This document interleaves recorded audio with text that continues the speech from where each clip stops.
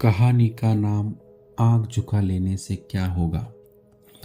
एक बूढ़ा फकीर और एक युवक फकीर आश्रम वापस लौट रहे हैं।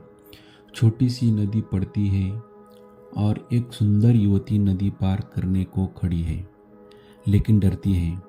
अनजानी नदी है, पहाड़ी नदी है, गहरी हो, खतरनाक हो, बड़ी तेज धार है।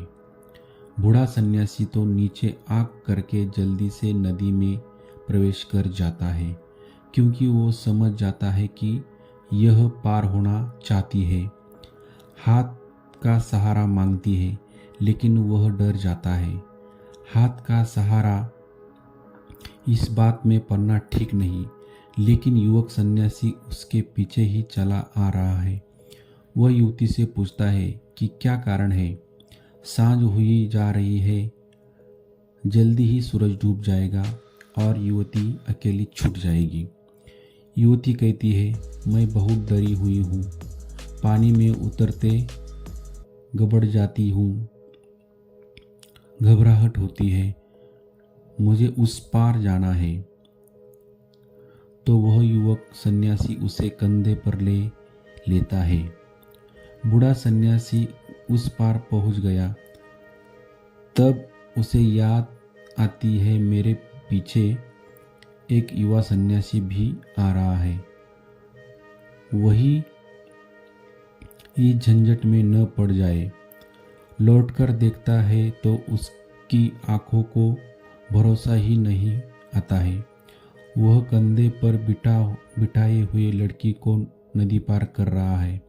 बूढ़ा तो आग से जल भून गया।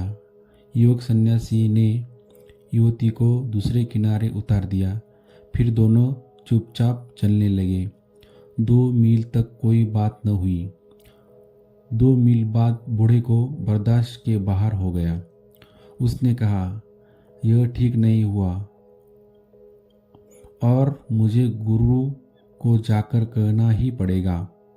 नियम का उल्लंघन हुआ है। तुमने उस सुंदर युवती को कंधे पर क्यों बिठाया? उस युवक ने जो कहा वो याद रखना। युवक ने कहा, आप बहुत थक गए होंगे। मैं तो युवती को नदी के तट पर ही उतार आया। आप अभी कंधे पर बिठाए हुए हैं। आप बहुत थक गए होंगे। बात आई और गई भी हो।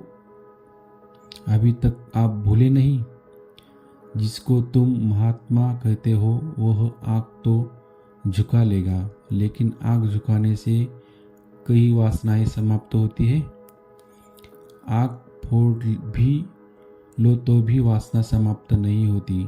आँखों पर पट्टियाँ बांध लो तो भी वासनाएं समाप्त नहीं होती।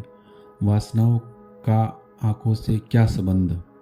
क्या तुम सोचते हो अंधे को वासना नहीं होती?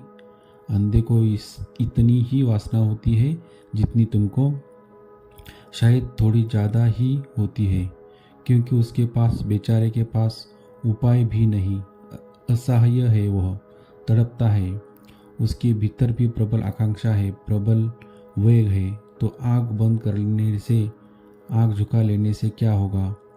किसको धोखा दे रहे हो ओशो?